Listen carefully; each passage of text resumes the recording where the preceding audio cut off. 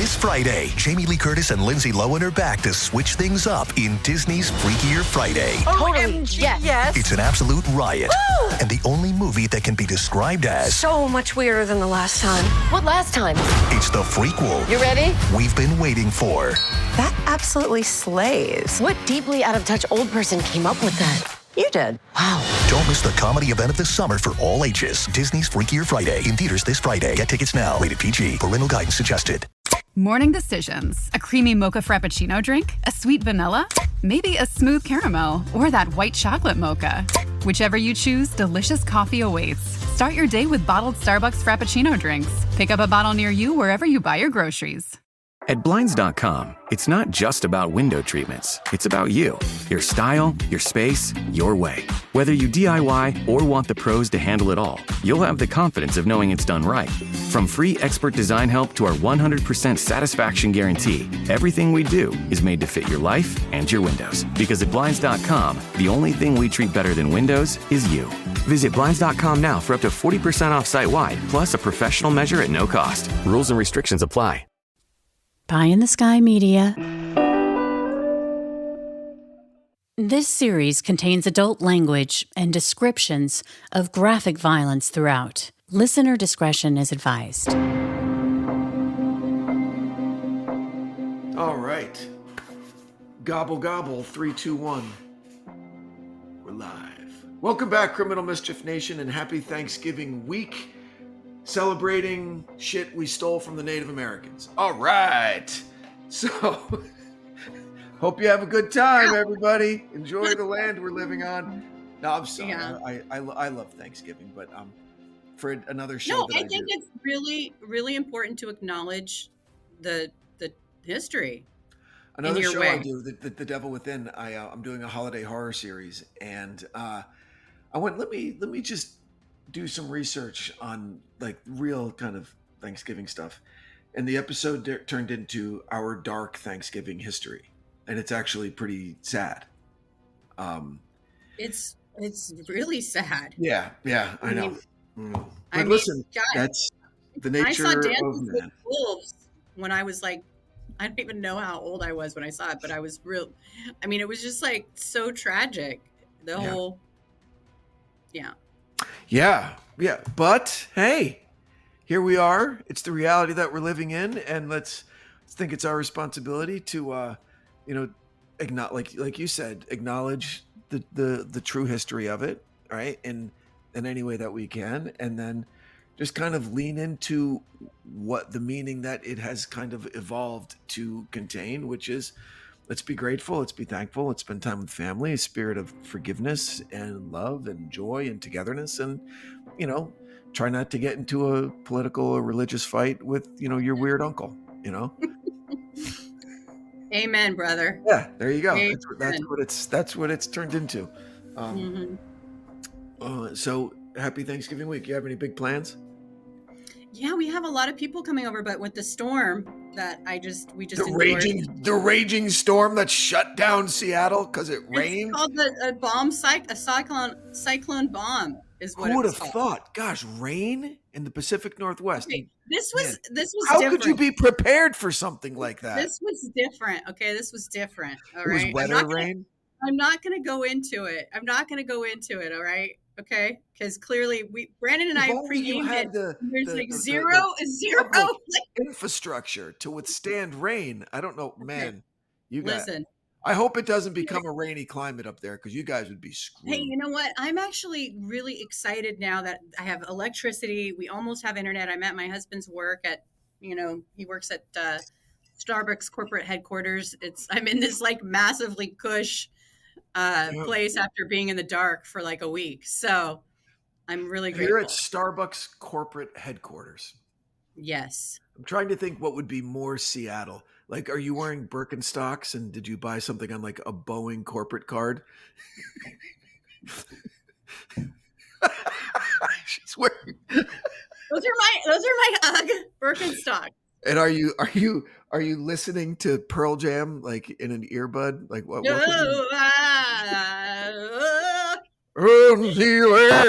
Wanna wish it on the way, yeah. And I know what I say about a phone on a bed on a bata on a bear. Absolutely. Yeah. Beautiful. I love Seattle. Absolutely love it up there. You should. Well, listen, It's an here's amazing what I city. want to talk about. The way that our workflow is here at Nation is at the end of every episode, when I ask Carolyn what's in store for next week, I honestly don't know. I don't know what she's cooking up. So when I get the rough version of it to edit, like I listen along kind of like you do the first time through. And so I didn't know what was coming this week, but I send her little news articles that I read sometimes that might, pique her interest and maybe become an episode.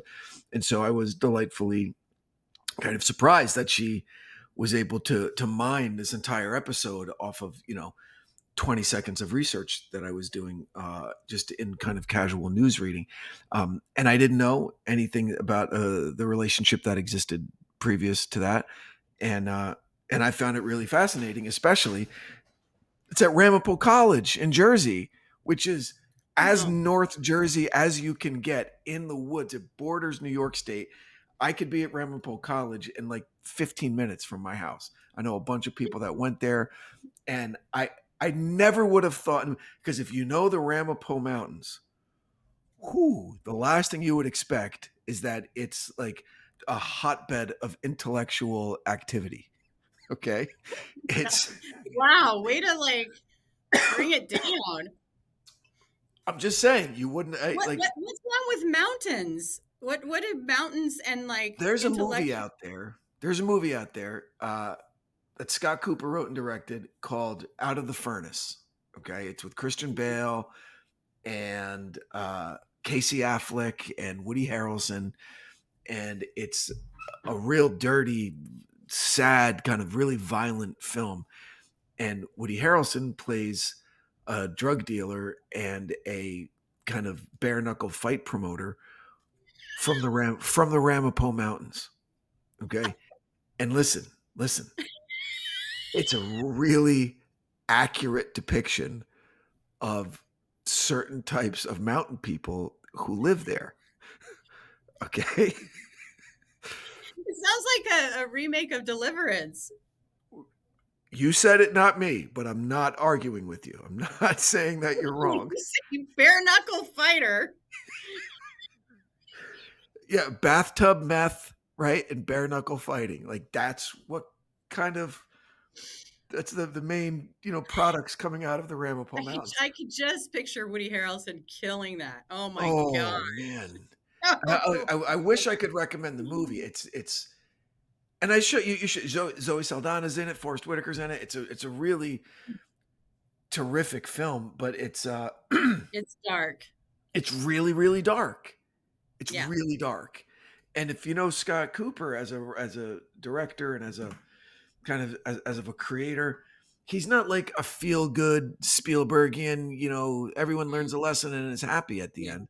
He wants you to feel it. Exactly, because sometimes life is and keep feeling it. Yeah, sometimes life's really fucking hard, and here's a little dose of reality, But anyway, so happy that Ramapo College is really is the tip of the spear with this IGG stuff. I was so proud of my region. No, I know it's incredible, and that's why I really when I'm glad that you enjoyed that, because I honestly felt as I was putting it together, like I don't think women support each other enough when they have.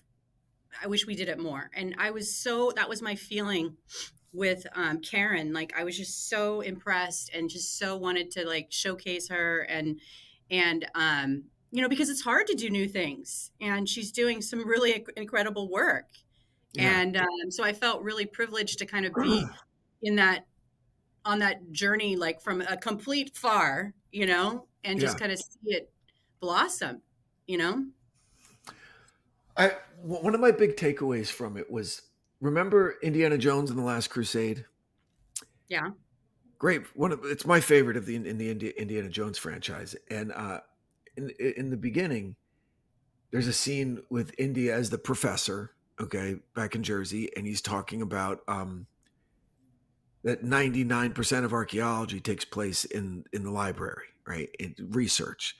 right? And it's like 1% when you're out in the field, excuse me, and X never marks the spot. And the funny thing later is that X marks the spot, whatever. But that's kind of what I got from this, where Yeah. when he's saying that so little of it comes actually, so little of their research comes from the samples, the genetic samples, that so much of it is just public records on people that anybody can find, and they just kind of go through it. So I found that really, really interesting, because my vision of how DNA works is that almost literally, like, you look down in a microscope, and when it matches, you see the person's That's name. Branden Morgan.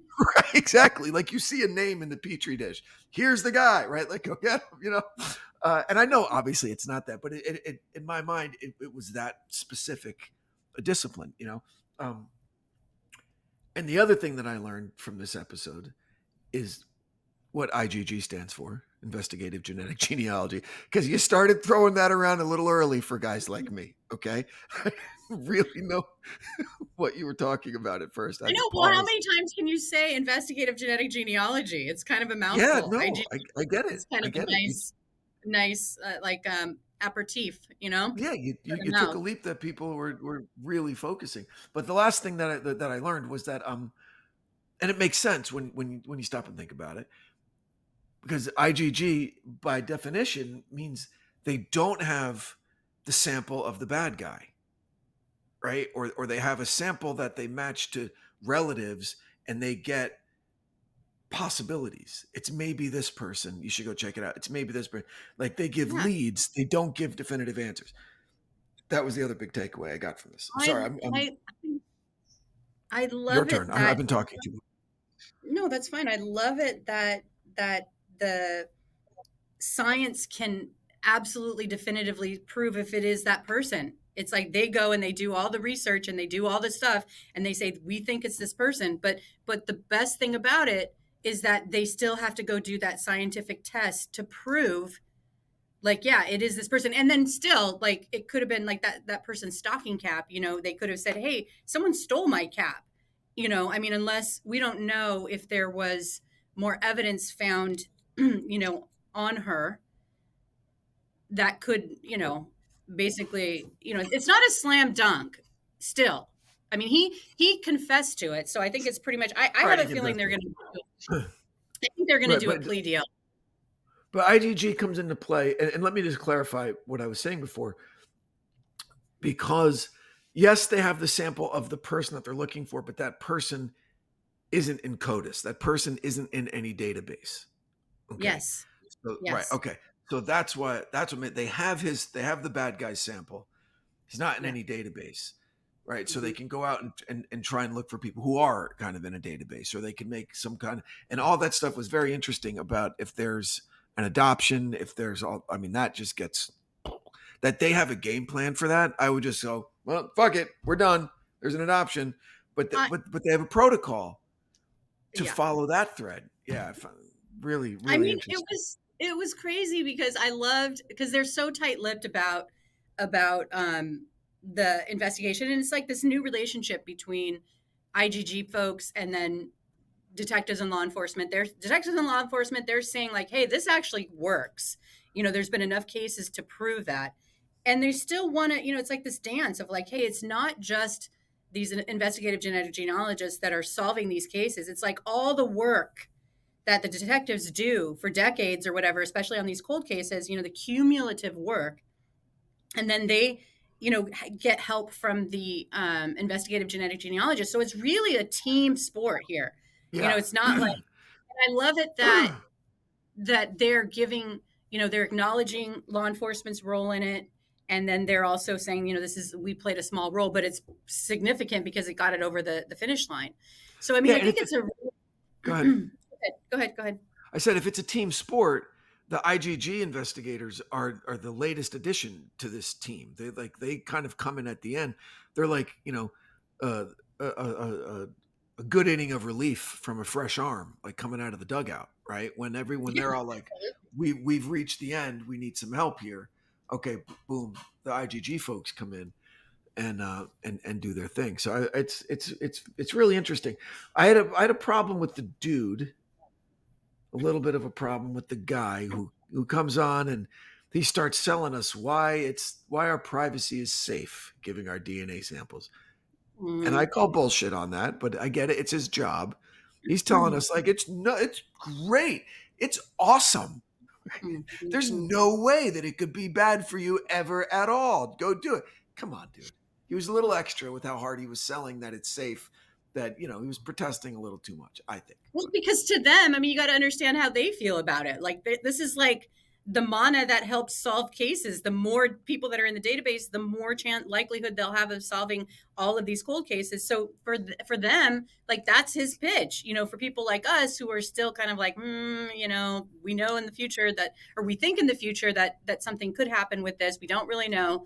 It is a hard sell because things just knowing happen. the human animal. Of course, yes. There's a myriad of ways where it can be abused. Oh my gosh, absolutely. Right. And I don't want to, I always say this, like I do feel like I'm not doing my part by not contributing my DNA, but I feel so strongly about, protecting my family that it kind of trumps that. Now, if there were a situation where they came to me and they're like, we really need to know, I mean, I don't know, I might change my mind, but just to do the DNA thing to find out if I'm Irish and German and Italian and whatever, like I don't really need to do that, Hey, Criminal Mischief Nation. Ready or not, the holidays are here. See how confident I'm trying to sound? But the reality is I pretty much always procrastinate this time of year, especially when it comes to a gift for my husband, who's always like, I don't need anything. Just focus on the kids. And then he transitions into asking me what I want, which of course makes me want to get him something really special. I always want to every year, and every year the struggle is real. But this year, I'm pretty excited because I'm ahead of the season and I want to share my good fortune with you. I got my guy something I knew that he would really love, or at least I hoped he would, because we have all these holiday parties coming up, and a nice clean shave with just the right amount of cologne. It's just a simple look that doesn't ever go out of style, if you know what I mean. Enter the Chairman Pro electric foil shaver from Manscaped. The Chairman Pro shaver is like Santa's elves made it just for him. I'm not kidding. Between the blades and pivoting head, which seamlessly adjusts to every curve of his face, and the proof is in the pudding, because I've felt it, a really smooth, irritation-free shave. And another thing about the Chairman Pro that's super cool is that my man doesn't shave every day. So the Chairman Pro is perfect for him because it's powerful enough to tackle up to 5 days of stubble. So this holiday season, gift your man with the ultimate grooming experience by Manscaped and get him the Chairman Pro package for the holidays. It's a thoughtful, practical gift that he'll actually look forward to using. And this week, you're just in time to take advantage of Black Friday savings. Get 25% off plus free shipping with the code MISCHIEF, that's MISCHIEF, at manscaped.com. You can't beat it. 25% off plus shipping with the code MISCHIEF at manscaped.com. I don't want to know. I know enough about my history, okay, to know that there's some shit being swept under the rug. So definitely. I don't need to find out. But no, I think it's do I see a version of the future where your DNA is collected at birth and you're in a database? I do. I think that there's a possibility of that we're all kind of monitored, Yeah. I mean, it's like 1984. We know it's coming. It's already here. It's already here in many ways. And we'll be sold a bill of goods that it's for our own protection. Our own protection. And that's how, I mean, it's like we do it all the time. Like, you're on your computer and you got to get to some file and something comes up where you're like, okay, you got to go to this website. Accept, whatever. It's fine. Like, I have a meeting in 10 minutes. I need this information. Yeah. Click. And Did you it's see like that? I think it was either Simpsons or Family Guy. And it was all about, there was an episode where one of the B stories was about, the user agreement, whatever that you click. Okay. Yeah. And I didn't see it, but yeah. And right at the end, there's a knock at the door. The guy opens it and it's a guy in an Apple shirt, like an Apple employee who just kicks him right in the nuts. He goes, "Oh, what the hell was that for?" He goes, "Hey man, you signed the agreement," and then he just runs away.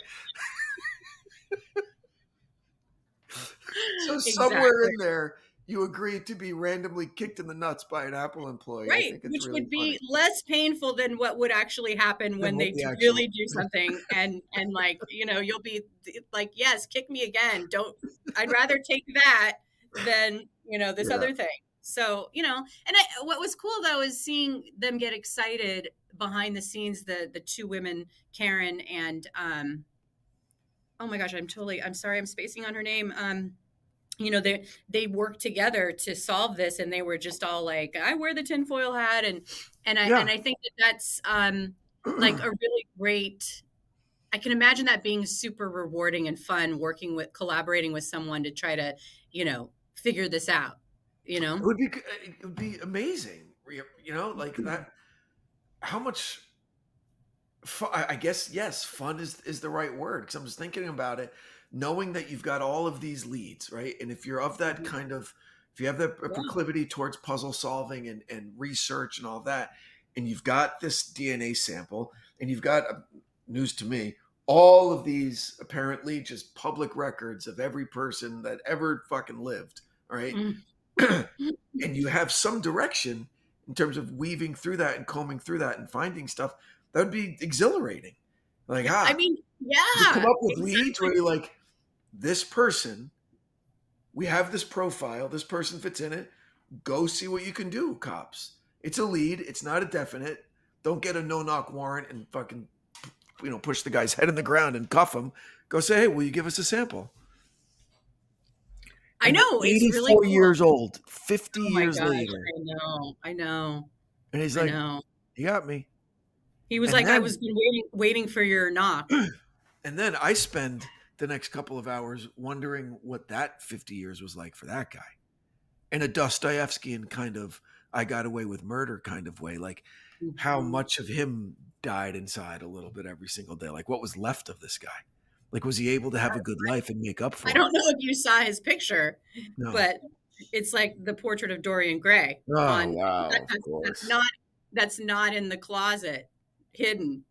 It's like on display. Because he was dumping her in a snowbank. Another car came by. For every day, he's like, they're going to get me. they're gonna get me. Yeah, and his DNA was not in the database, so he was like, I better be good here. I better not. Really, just Better toe be the really, line. really good. Surreptitious samples. Like, was he burning his trash every day forever? I have no idea. But Wow. like he's 84, you know? But I mean, that's still some comfort for the family. I think they'll probably make a plea deal with this guy. I mean, why wouldn't they? If he admitted that he did it, like why go through the whole thing unless they somehow wanted to for media purposes or something, or or the family, I guess, if they want. I mean, it's just really stressful to go through an entire trial for a family. So, and the other thing that I enjoyed about it that I found super interesting was that Ramapo College, just I guess based on tuition collected alone, they could fund all of this stuff. I was like, I kept asking a lot about that too, and I didn't want to go. I didn't want to be like the media arm for Ramapo College in this episode, so I didn't include a lot of. But basically, they got some really great donations, and they have a really supportive president of the college who really sees how impactful this type of work is and how people really want to do that. So they created it's really smart, the certificate program where people come and they take and then that feeds the work. And then, the more students they have, the more, it's just amazing. Like, I feel like with our case that we're working on together, which we can't talk about, I told them, I said, hey, if this, these other folks that we're working with don't come through with the DNA for us to help the sheriff's office that we're working with, we need to segue over to Ramapo College. And they were like, absolutely. Yes, absolutely. we should anyway. I'll go there. They're my people. I'll go talk to them. Right? We don't need to. I speak North Jersey hillbilly all day, all day long. I know exactly. I know you've taught me. You've taught me. I know exactly what I talked. But it's one of those things where you're it feeds on itself in a way that's productive, right? Because Absolutely. these graduates, imagine being a part of something as a fucking college student where you solve a cold case. Like, how would that light you up for like the rest of your career? Absolutely. You'd want to chase it again. And so all of these graduates, I could see going out there and starting their own crime labs across the country and across the world, using the knowledge that they get in this nascent kind of industry tucked in the woods of North Jersey, which still blows my mind. I'm just gonna say it. Okay, you drive through Morris County, Sussex County, Bergen County, up north. You're like, where am I in Amish country? Am I like in the because it's all woods. It's all woods. There's very little civilization up there. But you could be in Manhattan in 30 minutes. So it's a very interesting place. But for that to be going on there, and for all of these students to be actively contributing to solving cases and stuff in a way that's very positive, I think is great. I think it's great, and they can fund it. They're like, yeah, we don't need your money, we'll do it. We do. We got the lab. Yeah. That's another thing that's really cool about this case. Really cool, because any agency that you go to and they say we don't have the funding for something, oh well, let me introduce you to Ramapo College. Right, they'll do it. It completely takes away any kind of like, this is an active investigation and budgetary constraints. We don't have the resources. Right, and it's like, well, wait a second. Here we go. So I find that's really super exciting because as the professor said, the law professor said, hey, there's so many of these unsolved cases just waiting to be solved, and now there's this place that can help do that. Wow. Imagine you're someone out there, who got away with murder 30 years ago. I mean, there's so many people out there, Brandon, that have gotten away with murder. There are a lot of people. All right. And I'm not saying this, I'm not laughing about this. This is not funny. But it's a little bit funny, this scenario. Okay. So let's say me. I'll make it about myself. Let's say that in a drunken rage, fit of passion, I killed someone 30 years ago. Okay. And I got away with it. All right. For Christmas this year, one of my kids gets me an ancestry DNA kit for Christmas. Dad, let's do this. What do I do? I know what you would do. Right? Hold on. And got them for everybody in the family. What do? I grab all of them and throw them out and throw them in the fire and burn them, right? Like, how many people like that? I'm sure people have run into that scenario, Yeah. Like, they have this awful, deep, dark secret. And like, hey, it's funny. Let's see, what percentage of us is Greek versus mommy's Italian, whatever, Like, no, we can't do that. Like, how often can you object to something like that with no good reason? I mean, for that's just the tip of the iceberg. Yeah. For me, in my like pretend world, imagine having to live with what you did and you can't even put it, how we can like stuff inside of us and just, okay, I'm never going to think about it again. I'm never going to speak about it again. I'm just going to stuff it inside and pretend like it never happened. Well, then all of a sudden, early 2000s, you get this news that like, wait a second, there's this new DNA technology. And, every cold case that comes on, the Golden State Killer and like, you see it, all of it. And you're like, oh my gosh, like this guy, this 84-year-old. And then you start thinking, was it a perfect crime? Did a hair fall out of my head? Do they have something? Like, what? Right. That you're Raskolnikov from Crime and Punishment, and you're and just slowly going insane, Or in this guy's case, and we don't know if there was forensic evidence inside of her, right? So it was. It sounds like it was a sexual assault. He was trying, and she said no, and that's what I don't see. They're not giving us the details of what happened, so we don't know if there's evidence inside of her, because the cap is one thing. Like you could say, hey, I don't know what happened to that cap. I mean, somebody could have stolen it and they were walking in the woods. That doesn't connect him completely to her physical body. You know what I mean? Except that he was the one who called it in. He was the one who reported her. So that would be a little He wasn't. He didn't. What do you mean he reported her? I thought he was the one who said there's a body in the snow. No, that was an eyewitness that just happened to. Remember, he got scared with his cap, or not his cap, but he got scared. I'm sure I'm combining and confusing things because I thought that he was the one who called it in, and then they polygraphed him and he passed. Is that not this case? Okay, this sorry. wasn't this case. No, it's okay. This case was one that did not have any details other than the fact that an eyewitness saw a guy with a vehicle, and then probably like days later when this body was found, they were like, hey, I was driving there and I saw this guy, and they made a composite sketch. But that's just that's not a lot, I mean, back in the 70s, they're not super detailed, right? I mean, it just wasn't really, it was something. And bottom line is that if you're reliving a crime that you did and wondering if you're going to get caught, and thinking, if you actually raped someone and left your, biological material inside of them, that is putting you really there.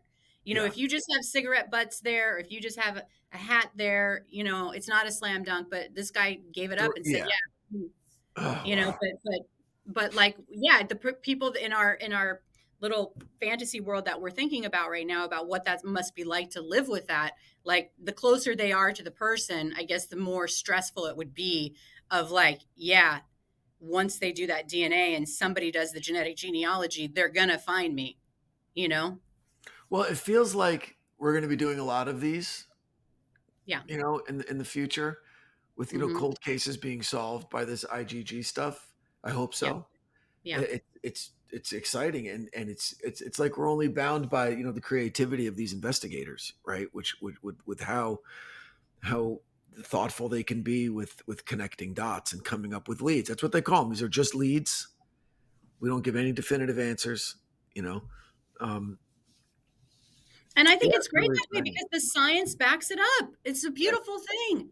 Because like if this was back in the 70s, like with psychics, that a lot of times law enforcement, they would actually use psychics to go and try to think about, right?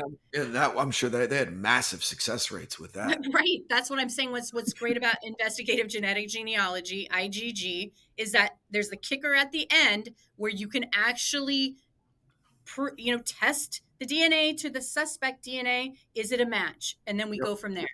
Yep. So it's great. Yeah, it is.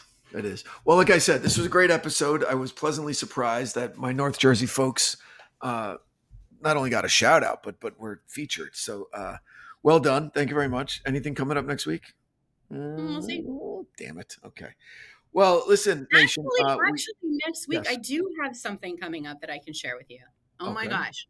So remember the Revenge of the Nerds bomb collar case that it was episode 104. And so it was right. Well, I had reached out to the FBI agent who was in charge of that case, or who assisted, was the lead in the case. And he didn't get back to me, but he got back to me recently. Oh, cool. And I actually had an interview with him yesterday. And so I'm going to run that as an episode because there were so many questions that we had. Yeah. That we didn't know, and like, whatever. And so it was a great freaking interview. I actually came in my husband's work yesterday to do it, and it was awesome. So this will be Revenge of the Nerds Revisited.